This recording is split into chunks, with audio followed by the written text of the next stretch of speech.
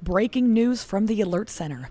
One person is injured after a crash early this morning in the Little Italy neighborhood here in Omaha. The crash happened shortly before 4 a.m. this morning in the area of 9th and Pierce Streets. And according to police dispatch, the victim's injuries are not considered to be life-threatening. And our First Alert 6 crew on the scene says no traffic was blocked as a result of the crash.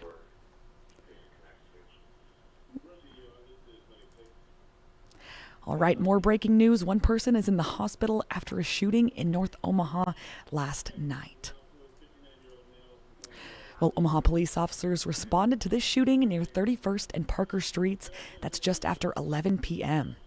And police dispatch tells us the victim's injuries are considered to be serious. OPD officers on the scene tell us a woman ran inside a home after she was shot, and the shooting appears to have happened outside, and the suspect is not yet located. That's what police say. But the investigation is ongoing. Anyone with information, you can contact Omaha Crime Stoppers at 402-444-7867 via the Omaha Crime Stoppers website or via the P3 Tips mobile app.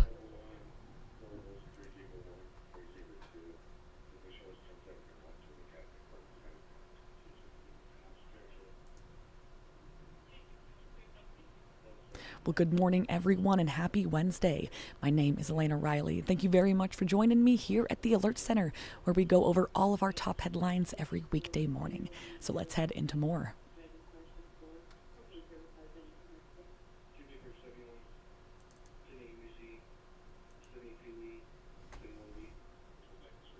All right, First Alert 6 has the unofficial results of several local races in Iowa after voters put their ballots in yesterday.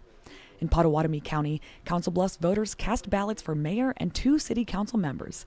Incumbent Mayor Matt Walsh, who has served as mayor since 2013, is facing a challenger. That's Jill Shudak. And as of last night, Walsh had 3,524 votes, and Shudak had 3,640 votes. The top 2 of 4 candidates win in the city Bluffs count. The Council Bluffs City Council race. And now it appears those 2 will be incumbent Steve Gorman with 3,958 votes and Cole Button with 3,840 votes. And it looks like the City Council Bluffs Community School District will advance a plan seeking to renew a tax plan. And results show 78% of voters said yes to the education fund. Carter Lake voters are electing 2 city council members as well, and Mayor Jason Gunderson ran unchallenged.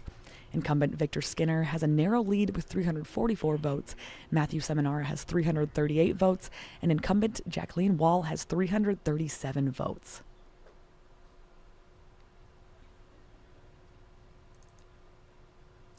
Also yesterday, voters in Valley took part in a special mail-in recall election for 2 city officials.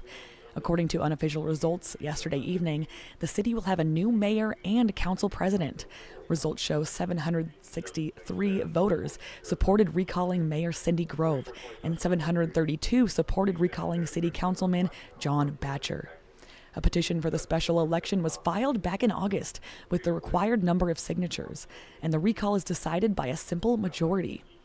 Well, Grove is accused of violating open meeting laws and creating a hostile work environment, and Batcher is accused of putting special interests ahead of his job as a public servant.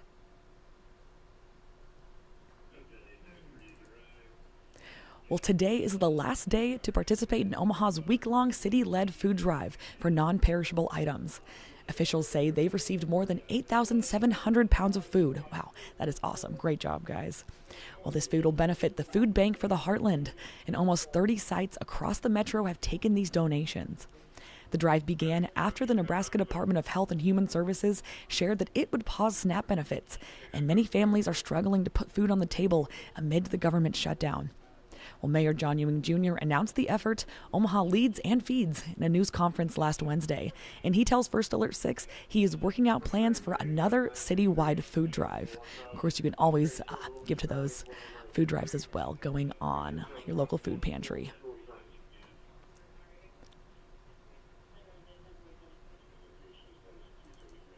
All right, my last headline for this morning is that Creighton men's basketball will return to CHI Health Center in downtown Omaha tonight. The team will host South Dakota for its season opener in the first of 6 home games in the non-league schedule. Well, Clayton Collier with Sports on 6 reports that Creighton's toughest challenges will largely come away from Omaha this year. And after opening with the Coyotes, the Blue Jays play Gonzaga in Spokane next Tuesday. The Jays have been picked to finish third in the Big East preseason coaches poll and ranked 23rd in the Associated Press preseason college basketball poll. Well, tip-off tonight is at 7 p.m. there at CHI. Awesome.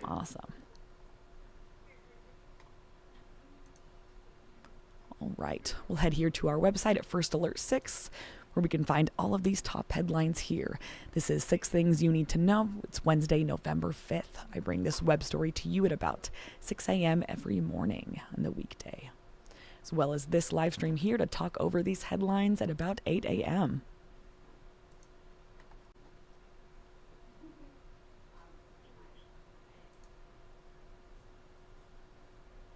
All right, well, thank you for starting your morning with me, and have a great rest of your day.